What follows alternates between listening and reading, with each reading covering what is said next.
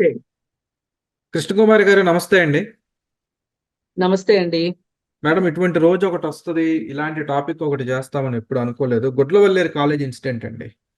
అంటే సమాజం ఉమ్, ఎటుపోతోంది, మరీ నీచంగా మొత్తం ఆడపిల్లలు వాష్రూముల్లో కెమెరాలు పెట్టి అటువంటి వీడియోలు కూడా చూసి తీసి క్యాష్ చేసుకోవాలనుకుంటున్నారు. మరి లేకపోతే ఆ వీడియోలను అడ్డం పెట్టుకుని బ్లాక్మెయిల్ చేసి ఆడపిల్లలు లొంగ తీసుకోవాలనుకుంటున్నారో తెలియదు. కానీ ఇటువంటి దాష్టికాలు కూడా ఉమ్, బయటపడ్డాయి, సంతోషించాలి. దేనికంటే గత ప్రభుత్వం ఉండుంటే అసలు బయటపడేవి కాదేమో ఇటువంటివి.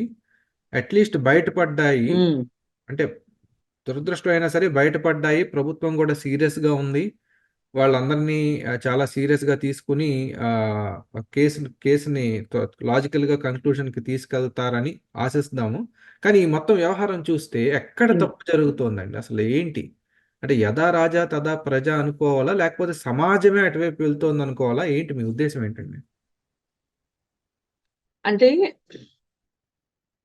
అసలు గత 10-15 ఏళ్లుగా మనకి టెక్నాలజీలో వస్తున్న మార్పులు, ఈ టెక్నాలజీని వాడుకోవటంలో వేస్తున్న వెర్రితలలు ఒక కారణం అయితే, ఇంకొక కారణం వాళ్ళకి నువ్వు చేసేది మంచి, నువ్వు చేసేది చెడు అని విచక్షణ జ్ఞానంతో ఉన్న మైండ్ ఏదైతే ఉంటుందో, ఆ మైండ్, మనసు, విచక్షణతోటి ఉండాల్సిన మనసు ఇవాళ ఒక మాయపరులు కమ్మిందా, లేకపోతే ఒక గంజాయి మొత్తులో మనసు పూర్తిగా నిద్రపోతుందా అనేది ఇవాళ మన సమాజం ముందున్న ప్రశ్న. ఇప్పుడు ఈ ఈ టెక్నాలజీ తోటి ఒక మనిషి ఒక కోతిలాగా ప్రవర్తిస్తూ ఉంటే, ఆ కోతి గంజాయి లాంటి కళ్ళు తాగిన కోతుల్లాగా తయారైపోయాడు. వీళ్ళకి ఉచితం లేదు, బుద్ధి జ్ఞానం లేదు.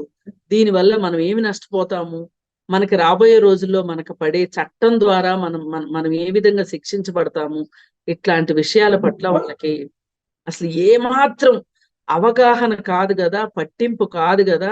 మినిమం బేసిక్ గా ఉండే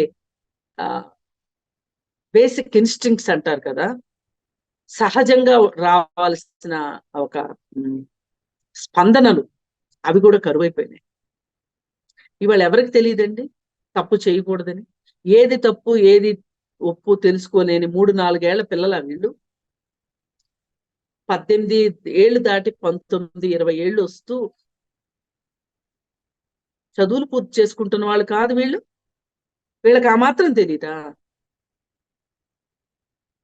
తెలుసు. తెలిసే వారిని వారు నియంత్రించుకోలేక, ఒకటి మనకండ మన పెద్దవాళ్ళు ఉంటారు, మన పెద్దవాళ్ళు రాజకీయ నాయకులు, మన పెద్దవాళ్ళు డబ్బులున్న వాళ్ళు, మన పెద్దవాళ్ళు చట్టాన్ని తిమ్మిని బమ్మిని చేయగలరు, మనకు అండలున్నాయి అనే ధైర్యంతో కాదు వీళ్ళు చేస్తున్నది. ఇప్పుడు సమాజంలో ఇలాంటి వాటిని ఎలా సమాజం స్వీకరిస్తుంది అనే దాన్ని బట్టి కూడా ఒక రహస్య సమ్మతితోనే జరుగుతాయండి ఇవన్నీ కూడా. ఇట్లాంటివన్నీ కూడా ఈ సమ్మతి బయటికి కనిపించకపోవచ్చు, కానీ జరిగింది నా పిల్లకి కాదు, నా పిల్లాడికి కాదు, నేను ఎందుకు ఆలోచించాలి అంటే ఇప్పుడు మీరు ఊరుకుంటాం కూడా ఒక సమ్మతేగా, మాట్లాడకపోవటం కూడా ఒక సమ్మతేగా, వ్యతిరేకించకపోవటం కూడా ఒక సమ్మతేగా. ఇది సమాజంలో నేడున్న పరిస్థితి. చెయ్యవలసిన వాళ్ళు చెయ్యకపోవటము, వ్యతిరేకించాల్సిన వాళ్ళు వ్యతిరేకించకపోవటము, అది ఒక రకంగా ఇంత విచ్చలవిడితనానికి దారితీయటానికి కారణమైంది. దీనిలో అందరి పాత్ర ఉంది. అంటే తల్లిదండ్రులు, అధ్యాపకులు, రాజకీయ నాయకులు, వ్యాపారస్తులు అందరూ దీనిలో భాగస్వాములే. ఎవరి పాత్ర వాళ్ళు పోషిస్తున్నారు ఇంత చెడు జరగటానికి, మంచి జరగటానికి కాకుండా. పైగా మనం ఒక్కొక్కటి గనక తీసుకుని చూస్తే, ఈ విధంగా ఈ టెక్నాలజీ, ఇంత టెక్నాలజీ ఇస్తున్నాము, ప్రజలకు అందిస్తున్నాము, దీనివల్ల వచ్చే దుష్పరిణామాలను ఎలా మనం అర్థం చేసుకోవాలి అని ఒక యంత్రాంగం మనం రెడీ పెట్టుకోకపోవటం, స్టాండ్ బై అంటాం దీన్ని, పెట్టుకోకపోవటం ఒకటైతే, రెండోది ఇప్పుడు ఈ గంజాయి లాంటి మాదక ద్రవ్యాలు నియంత్రించకపోవటం, అలాగే అధ్యాపకులు తల్లిదండ్రుల పర్యవేక్షణ లోపించటం, పోలీసులు ప్రవర్తించాల్సిన విధంగా ప్రవర్తించకపోవటం, రాజకీయ నాయకులు చెప్పిన మాటలు వినటం, అసలు రాజకీయ నాయకుడికే ఇలాంటి విషయాల పట్ల ఆసక్తి అవగాహన లేకపోవటం, ఇలా ఇన్ని రకాల ఉల్లంఘనలు జరిగిన తర్వాత ఇలా కాక ఎలా జరుగుతుందండి? అలాగే ఇవాళ ఎవరైతే సామాన్య ప్రజలకి ఆదర్శప్రాయంగా ఉండాలో, ఒక ఎగ్జాంపుల్ గా ఉండాలో, పొద్దున లేస్తే రాత్రి వరకు కళ్ళకి ఇకిలిచ్చుకుంటూ కనిపించే రాజకీయ నాయకులు ఎవరైతే ఉన్నారో వాళ్ళు ఎంత నోట మాట రావట్లేదు వాళ్ళు చేసిన పనులు, ఒక్కొక్కళ్ళు చేసిన పనులు. మరి గోరంట్ల మాధవ్ చేసిన పని కావచ్చు, అంబటి రాంబాబు చేసిన పని కావచ్చు, ఇవన్నీ మనకున్న సోషల్ మీడియా ద్వారా అందరికీ తెలిసిపోయింది. ఒకప్పుడు తెలియకపోవచ్చు.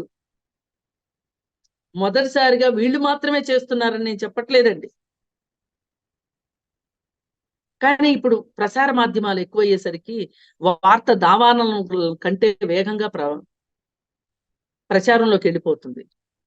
మరి ఇలాంటప్పుడు ఒక ఎమ్మెల్సీ అనంతబాబు కావచ్చు, మనం దువ్వాడ సీను కుటుంబ విషయం చూసాం, ఎంత వెకిలిగా, ఎంత వికృతంగా సమాజంలోకి వచ్చింది. అలాగే శాంతి వ్యవహారం. అంటే ఇవన్నీ నేను ఎందుకు చెప్తున్నానంటే, ఈ ఈ ఆడవాళ్ళకి మగవాళ్ళకి మధ్య ఉండే సంబంధ బాంధవ్యాల విషయంలో సమాజంలో ఒక చెడుని 10 సార్లు చూపిస్తే అది కూడా కరెక్ట్ ఏమో అనుకునే పరిస్థితి వాళ్ళ సమాజంలో వచ్చేసింది. ఇవి ఒక క్వాలిఫికేషన్ ఏమో ఇలా ఉండటం అని. మరి ఇలాంటివి జరుగుతున్నప్పుడు అధినేత మాట్లాడకపోవటం, ఆయన మౌనం, ఆయన వ్యూహాత్మక మౌనం సమాజంలోకి చాలా చాలా చెడు సంకేతాలను పంపించిందనే చెప్పొచ్చు. ఒక రకంగా ఒక చెడుని సమాజంలోకి 10 సార్లు పంపించటం, దాన్ని నియంత్రించకపోతే మరి ఈ పరిస్థితుల్లో ఈ గుడ్లవెల్లేరు సంఘటన మనం జరిగిందని చూడాలి తప్పితే, ఇదేదో ఒక అక్కడ ఒక్క చోటే జరిగింది, అసలు అక్కడే ఏం జరిగిపోయిందో అనే ఆందోళన కంటే కూడా ఎలా జరిగింది, ఎందుకు జరిగింది, మనం ఏం చేస్తే ఇట్లాంటి ఆగుతాయి అనే దాని మీద ప్రభుత్వం ఇప్పుడు దృష్టిని పెట్టాలి. కరెక్షన్ జరగాలి. ఏంటంటే ఇప్పుడు ఒక అమ్మాయి ఒక అబ్బాయి కలిసి విద్యార్థులుగా ఉన్న వాళ్ళు పోయే రూమ్కి వెళ్ళారు అనగానే మనం ఏం ఆలోచిస్తాం? ఆ అమ్మాయికి బుద్ధి లేదా, పోయే రూమ్కి వెళ్ళింది అని ఆలోచించే బదులు మనలోనే మార్పు ఎలా రావాలంటే, మగవాళ్ళకి ఏమన్నా స్పెషల్ గా కొమ్ములు ఉంటాయా? మగవాళ్ళకి ఏమన్నా స్పెషల్ గా లైసెన్సులు ఉంటాయా? వాళ్ళు ఉంటాయి అనుకుంటారు కాబట్టి మహిళల్ని ఈ విధంగా చేస్తారు.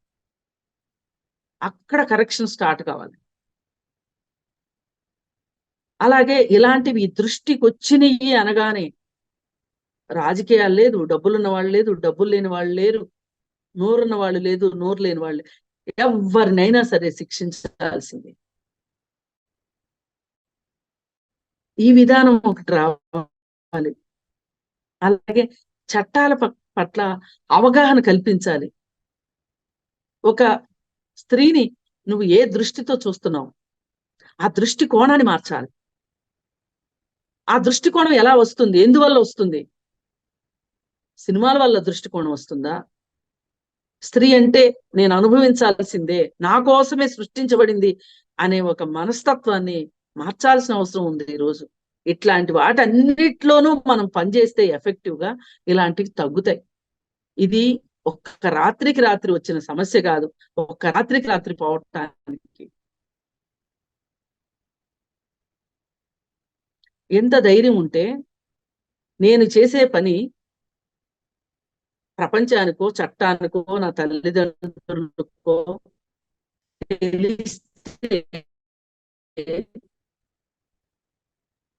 నేనేమైపోతాను అనే ఒక్క ఆలోచన గనక, అలాగే అతను తనని బెదిరిస్తున్నాడు, బెదిరించినందుకే ఆ అమ్మాయి కెమెరాలు పెట్టింది అని చెప్తున్నారు.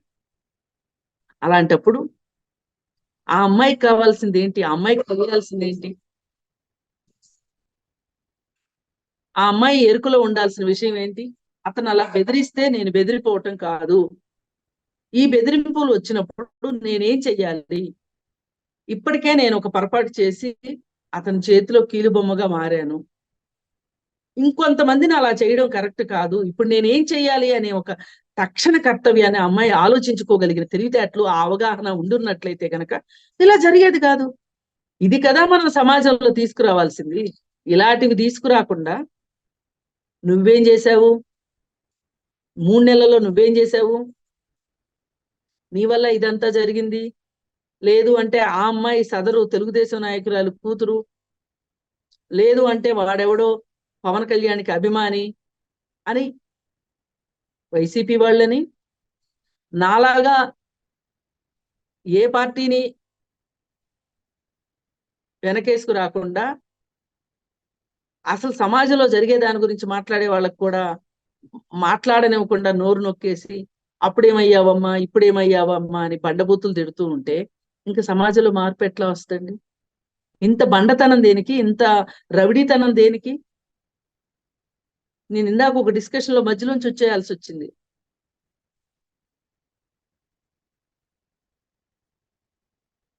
ఇప్పుడు మీరు నిర్భయ చట్టాన్ని తీసుకొని రండి, దానిలో జస్టిస్ వర్మ కమిషన్ రికమెండేషన్స్ ఉన్నాయి, వాటిని చదువుకుందాం ఒకసారి, చదివి వాటిని ఇంప్లిమెంట్ చేద్దాము. అసలు 354 అంటే ఏంటి, అది అది గనక పిల్లల మీద ప్రయోగించగలిగితే, తప్పు చేసిన వాళ్ళ మీద ప్రయోగిస్తే వాళ్ళ జీవితాలు ఏమవుతాయి, ఇట్లాంటివన్నీ చెప్దామమ్మా అంటే వాళ్ళకి ఓపిక లేదు. మీరు తెలుగుదేశం పక్షం మాట్లాడుతున్నారు అని మనం ఇప్పుడు ఒకరినొకరు నిందించుకునే పరిస్థితిలో ఉన్నామా? ఇప్పుడు ఇప్పుడు ఏంటి చెయ్యాలి? మన యువతను మనం ఎట్లా బాగు చేసుకోవాలి, యువతను ఎట్లా రక్షించుకోవాలి అనే పరిస్థితిలో మనం ఉన్నాం. నేను ముందే చెప్పాను, ఎందుకంటే ఇలాంటి మాట వస్తుందని తెలిసే ఇది పార్టీలకు అతీతంగా జరపవలసిన కార్యక్రమం, దయచేసి పార్టీలను తీసుకురాకండి అని చెప్తే వాళ్ళు వచ్చిందే పార్టీల గురించి మాట్లాడడానికి. మరి ఇలాంటప్పుడు ఈ సమస్య ఎట్లా పరిష్కారం అవుతుంది? అందుకే ప్రతి ఒక్కళ్ళకి అవగాహన కల్పించాలి, ఇది ప్రభుత్వాలు మాత్రమే చెయ్యాలి అనేది నా ఉద్దేశం.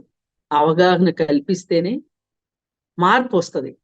అంతేగాని ఆ కఠినమైన చట్టాలు కఠినమైన చట్టాలు అని తీసుకుని వచ్చి చట్టాలను చట్టాల మాదిరి పెట్టి అట్టి పెట్టిన తర్వాత ఇంప్లిమెంట్ చేయకపోతే ఎంత కఠినమైన, ఇప్పుడు కత్తి ఎంత పదునుంది అనేది ఉండనివ్వండి, వాడకపోతే పదునున్న కత్తి అయితే ఏంటి, పదును లేని కత్తి అయితే ఏంటి? ఇవాళ సమాజంలో ఒక చర్చ జరగాల్సిన పరిస్థితి వచ్చింది. తల్లిదండ్రులు, విద్యార్థులు, ఉపాధ్యాయులు, రాజకీయ నాయకులు, వ్యవస్థలు అందరూ కలిసికట్టుగా పనిచేయాల్సిన సమయం ఆసన్నమైంది. ఇది ఇవాళ ఒక డేంజర్ బెల్ మోగింది. ఇప్పుడు కూడా మనం అర్థం చేసుకోకపోతే మన భవిష్యత్ తరాలను మనం కాపాడుకోలేము. దీనికోసం ప్రభుత్వం ఎంత కష్టమైనా సరే, ఎంత కష్ట సాధ్యమైనా సరే, ఇది ఒక యుద్ధం. ఈ పోర్ను అరికట్టడం కావచ్చు, లేకపోతే ఈ విధంగా రికార్డ్ చేసి బ్లాక్మెయిల్ చేయాలి అనే ఉద్దేశం కావచ్చు, లేకపోతే ఇట్లాంటి కంటెంట్ ని మనం 100 రూపాయల దగ్గర నుంచి 1000 రూపాయల వరకు అమ్ముకోవచ్చు అనే ఒక దుర్బుద్ధి గాని, ఇవన్నీ ఆగాలి అంటే చట్టాలపైన అవగాహన రావాలి. రైట్, చూద్దాం మేడం. నిజంగా సమాజం సిగ్గుతో తలదించుకోవాల్సినటువంటి ఒక పరిణామం అది. ఇంత అట్టడుగుకి పడిపోయినా మనం ఫీనిక్స్ పక్షిలాగా పైకి లేవాలని ఆశిద్దాం మేడం. ధన్యవాదాలండి.